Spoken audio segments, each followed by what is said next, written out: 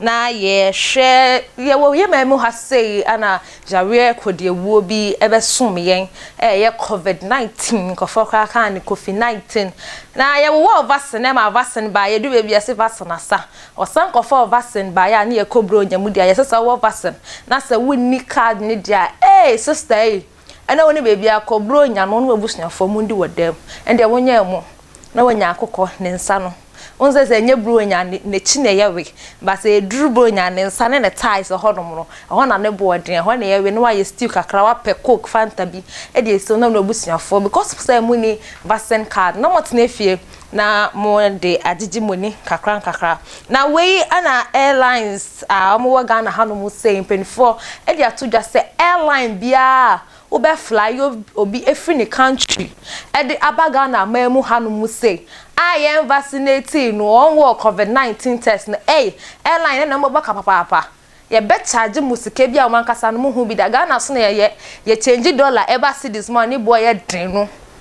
se unim se o ye airline na se o fly obi every ni country e de abaye mamu ha say ya ne due nti all catch airlines bia se o fly obi abaye mamu ha Ghana ha say dia and there was say we make sure say nkofo na wo fly o maba no omunna awo vaccine omo card e be kire say oma wo vaccine no na we ana omo kire maka se odi obi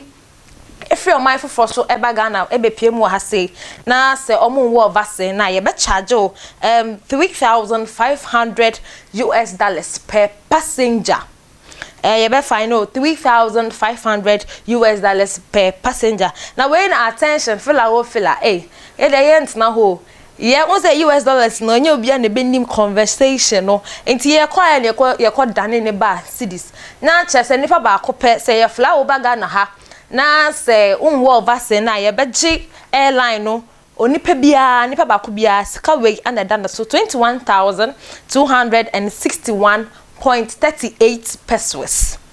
to 21,261.38 pesos. Now you share $1 a year to 6 cities 70 pesos. Our Ghana hand must say and the airlines air catch airline be fly obi edi about your memo has say wo fly obi a me pamocho mon hwese nipa no awo vaccine no na me de toa so aye na Kwaw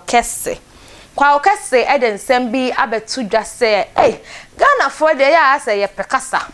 ni ye say law eni emra eni Ghana ha no musei ye the IGP ba ye so mo san so kan che bia na IGP so mo nkasa mo hu ni show o kire say IGP aba mamu na still mo da so ka say IGP ni ho dia one mo nya adwen na so say wonim say IGP omra IGP ba no de mra ana ye adwuma o enti se wo ye omamba na wo ye wa adwen se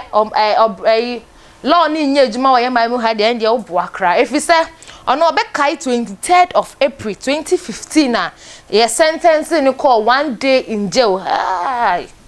then easy ono require 1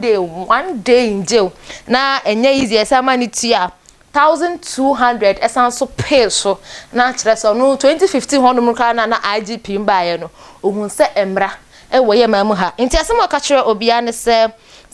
wo ye mamu ha sei na wonim se me ko wi ade na se enye ana asem ko yi obi na se enye me kire etuo e wo social media na menim se enye dia ende wan kasa no